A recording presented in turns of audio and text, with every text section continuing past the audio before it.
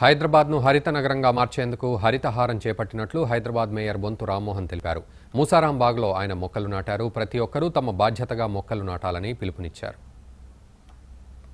ఇలా పార్కులో ఉన్న స్పేస్లో పార్కులో పెట్టి తమ ఇళ్లలో ఏమాత్రం జాగా ఉన్నా మరి ఇళ్లలో కూడా తప్పకుండా ఎన్ని చెట్లు వీలైతే అన్ని చెట్లు పెట్టాల్సిన అవసరం ఉంది. చెట్టు శత్రువు కాదు, చెట్టు ప్రాణవాయువు ఇస్తుంది కాబట్టి తప్పకుండా ఆ చెట్టు ఏ టైపు చెట్టు అయితే ఆ టైపు కింద పెట్టే చెట్టు కింద పెట్టు, లేదంటే మరి పెద్ద పెద్ద మరి దాంట్లో కుండీలో పెట్టే చెట్లైనా కూడా అది కూడా మరి తులసి కానీ ఇలా నవగ్రహాల చెట్లు కానీ రాసుల చెట్లు కానీ మెడిసినల్ చెట్లు కానీ ఎన్నో రకాల చెట్లు ఉన్నాయి కాబట్టి ఏ రకంగా వీలైతే ఆ రకంగా మరి ఇల్లు గ్రీనరీతో ఉంచుకోవాల్సిన అవసరం ఉంది.